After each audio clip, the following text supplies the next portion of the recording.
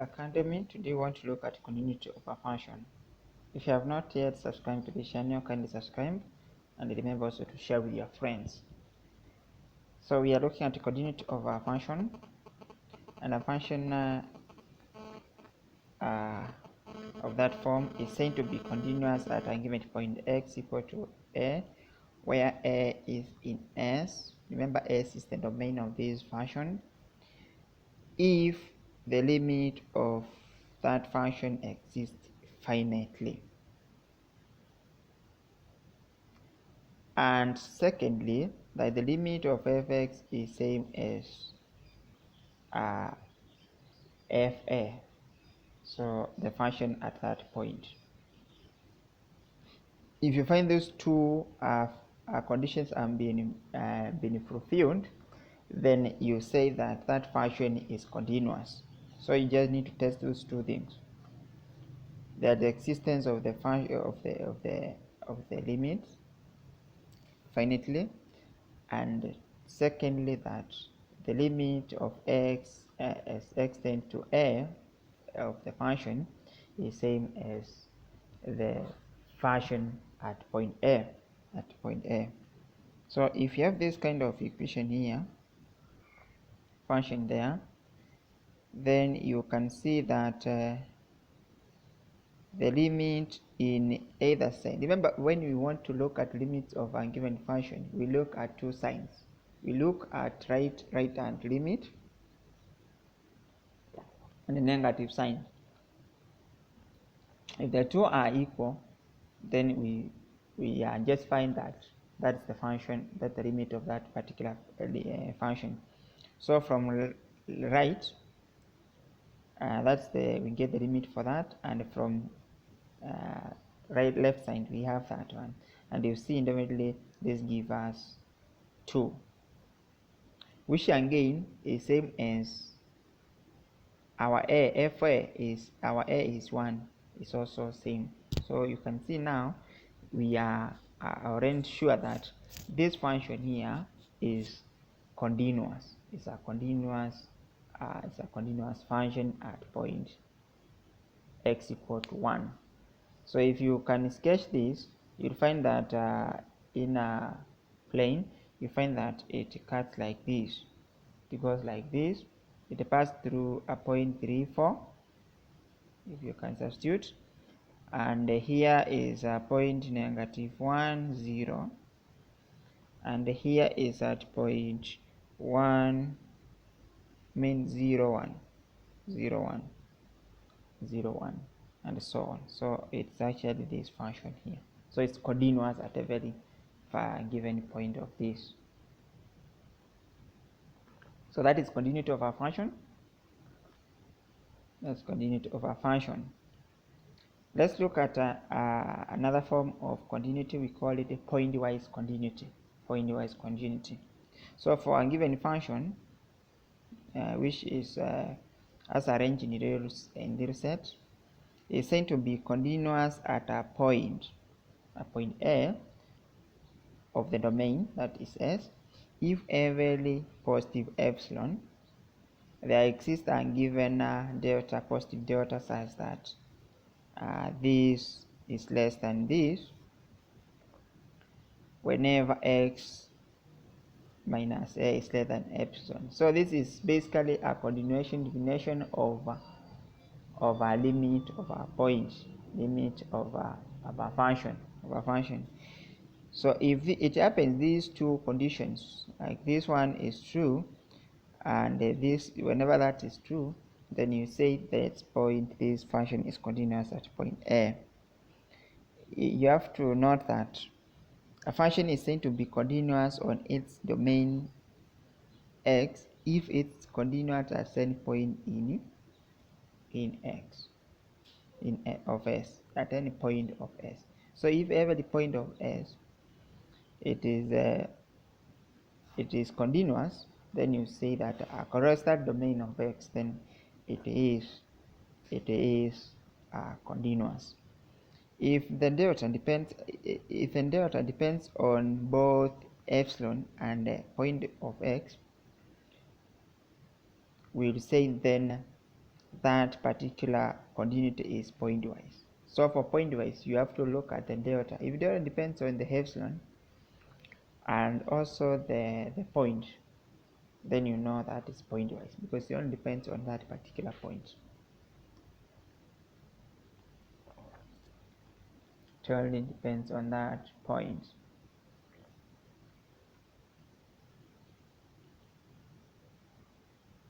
Okay. Discontinuity of a function. Discontinuity of a function. So a function which is mapping S to R is said to discontinue on S or on the domain if it is not continuous at least in one point of S. Remember, we have said it's continuous if and every point in the domain it is continuous. So if it happens one is not continuous at least one point, then automatically that function becomes continuous at that domain.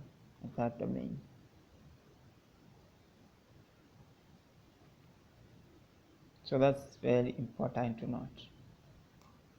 And how do you test whether it is continuous? When it happens that the left eye and the limit and the right hand since are not equal. If it happens that one, if that one happens, then automatically you disqualify that.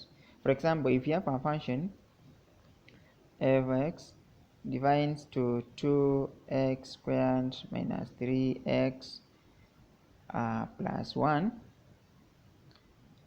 for x not equal to 1 and 5 if x is equal to 1, then you see that if you get limit from the positive sign, the limit at positive x tends to positive x tends to positive 1, then of fx, this fx, you can see you are going to get 1. You are going to get 1.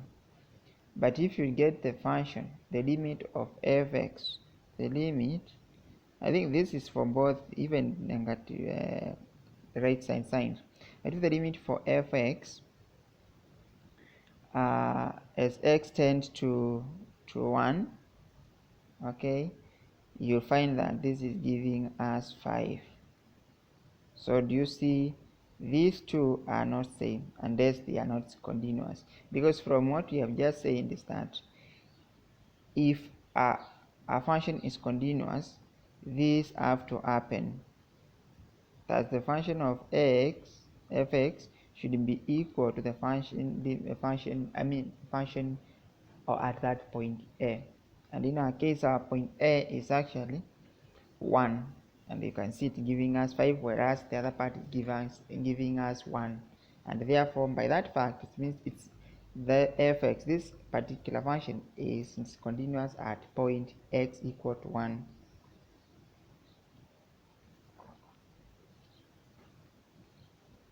If you have any question of either point, kindly leave a comment.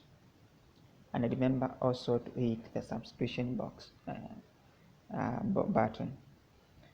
Okay, let's look at another form of continuity. It's called uniform continuity. So a function f is continuous at a point x equal to c at an interval, which is closed interval MB, if for n positive epsilon, n given epsilon, and delta, there exists an delta such that the function of fx minus fc is less than epsilon whenever x minus c is less than delta. In this case, the delta, the positive delta in this case, depends on the choice of the point, which is c, and the epsilon. So you can see, as much as the delta depends on the point, the choice of c and epsilon, to me this is an advanced form of pointwise continuity. Pointwise continuity. The only difference is that it is happening within a given closed interval. A closed interval. So if it happens every point in that interval, the limit exists, then it will imply that that function is uniformly continuous at that interval.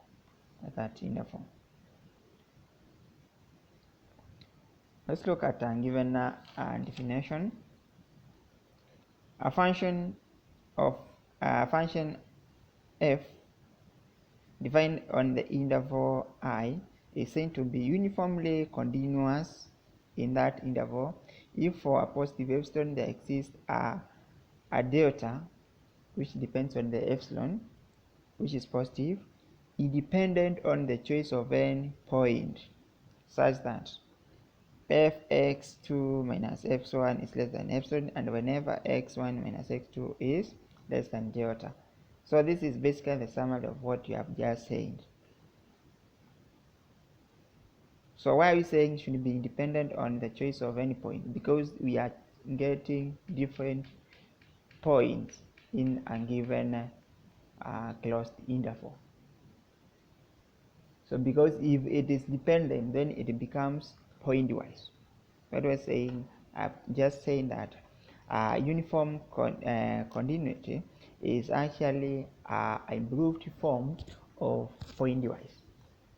The only difference between pointwise continuity and uniformly continuous is that in uniformly continuous, the delta doesn't depend on the point. It only depends on the given epsilon. But in the other side, in the pointwise, it depends on the point and the epsilon. I think that is well noted. So for example, let's look at this example here. If you have this function here given of x cubed, is we say it's uniformly continuous on close point interval -2 to 2. So to show this, we have to have a given positive epsilon, so that we show that for any point x1 and x2 for function of x1 minus f function of x2, which by definition is actually this, we have the condition, we have less is less than epsilon. That's what you want to show whenever x1 minus x2 is less than the delta. Okay, so if you look at this one, we can expand it in this form. You can check out, so we can expand that to that form. Introduce the distribute the absolute, that becomes true, and then we solve this part. Substitute that with x being 2, either 2 or -2, whatever, you'll be able to get 12. So this will be less than or equal to 12, and therefore if you substitute here, you are going to get this, you are going to get that.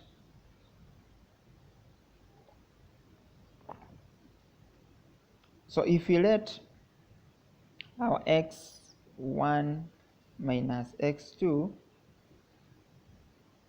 to be epsilon,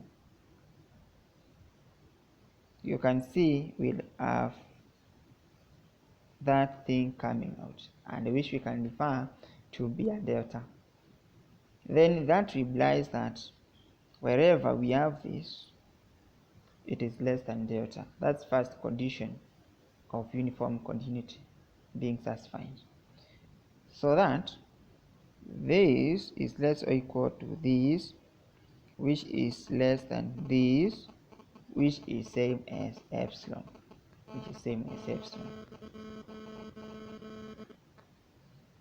So clearly from this point here, you can see that our delta depends on the epsilon, but it doesn't depend on the point.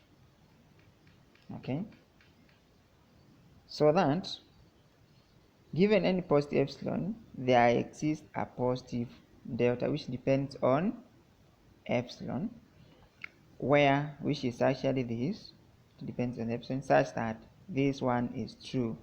And by having this condition and having this condition and also this being true, the function f(x) x cubed qualifies to be uniformly continuous and this closed interval. Remember, if you have any question of any bit that you need clarification, you kindly leave a comment. I will be able to check on it. And also remember to subscribe if you are new in this channel.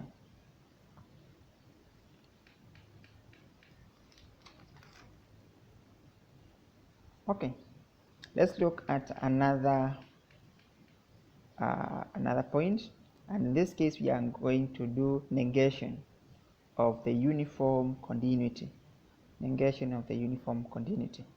A function defined that form, we say it's not uniformly continuous if there exists a positive epsilon such that the delta, which is positive, there exists an xy in the domain such that x in y is less than delta, and the function of those points x and y is greater or equal to epsilon. So in this case here, it negates, because it should be, if it's uniform continuity, then it should be less or equal to epsilon. So if it happens to be the opposite, then we say that this particular point is not uniform. So for example, the function, if you have this function here, this one is not uniformly continuous at a given point 0, 1. Why are we saying that? To show this, we suppose that f(x) is uniformly continuous at that point.